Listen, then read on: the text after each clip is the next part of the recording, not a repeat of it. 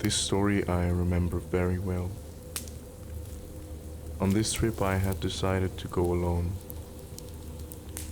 I chose a familiar forest, a trail I'd hiked before. Nothing extreme, nothing remote enough to be dangerous, or so I thought. The weather was clear, the forecast calm, perfect conditions for a solo overnight trip. I arrived early in the afternoon.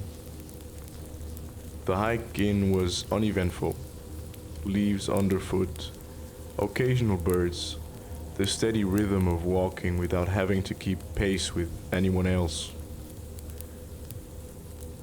By the time I reached the campsite, the sun was still high enough to give everything a warm glow. The clearing was small but open, surrounded by trees on all sides. A fire ring sat in the middle, old but usable.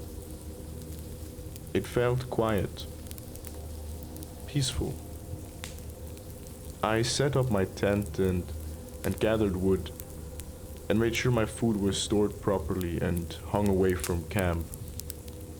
I was careful, maybe more careful than usual, because being alone changes how you think. Every small mistake feels heavier when there's no one else around. As evening approached, the forest shifted. The air cooled, the light softened, shadows stretched farther than they had earlier. I lit the fire and sat beside it. The crackling sound felt louder without other voices around. Every pop of wood echoed slightly in the stillness. I remember thinking how exposed the campsite felt once the sun began to dip behind the trees. During the day, the clearing felt open, but at night it felt surrounded. I ate dinner, cleaned up, and stayed by the fire longer than I normally would have. When you're alone, the fire becomes more than warmth, it becomes boundary, a small circle of light separating you from everything beyond it. Eventually, the fire burned down to embers. I crawled into the tent and lay there, listening to the forest settle. Sleep came slowly, not because I was afraid, just alert. Every sound stood out more than it would have if I wasn't alone. Branches shifting, leaves rustling, distant calls I couldn't quite identify. All normal, all easy to explain. But later, I woke up sometime after midnight. Not suddenly, not panicked, just awake. The first thing I noticed was how still everything felt. The forest wasn't silent, it was muted, like the volume had been turned down. And that's when I heard it. A sound I recognized instantly. A low, distant howl. A coyote. Coyotes aren't uncommon where I was camping. I'd heard them before on other trips, usually far away, echoing through the trees, calling back and forth. This one felt closer and alone. A few moments passed, then another howl answered it. From a different direction, closer. I sat up slightly, listening. And another call followed, and then another one. The sounds were no longer scattered, they were moving. I stayed still inside the tent. Coyotes usually keep their distance from people. They're curious but cautious. That's what I told myself. But the pattern of sound kept changing. The calls came from different points around the clearing. Not random, not chaotic, measured.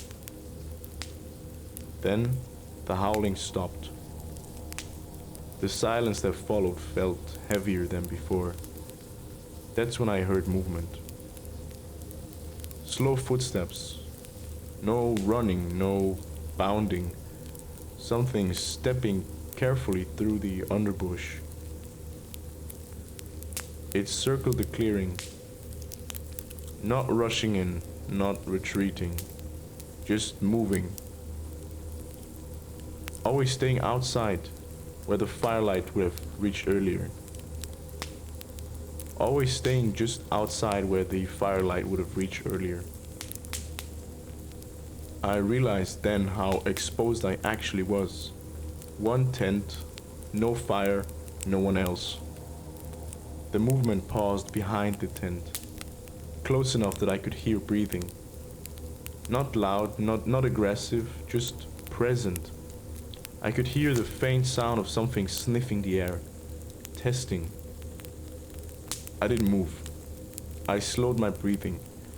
I reminded myself that animals rely on scent and sound. Any movement would announce exactly where I was. Then I heard it again. Another set of footsteps from the opposite side of the clearing, and then another. Then quiet, controlled, multiple animals, moving independently but with awareness of each other. That was the moment it clicked. This wasn't curiosity, this was assessment. The movement continued for what it felt like a long time. Occasionally, I would hear a soft rustle, a shift of weight, a quiet step, but nothing rushed, nothing lunged. They were patient. At some point, the sound drifted farther away. Not all at once, one by one, until only the forest remained. Slowly, the normal night sound returned. Insects, wind, distance. I didn't sleep after that. I lay there until the sky began to lighten and the forest took shape again. Morning came quietly. Birds appeared. The trees looked ordinary again.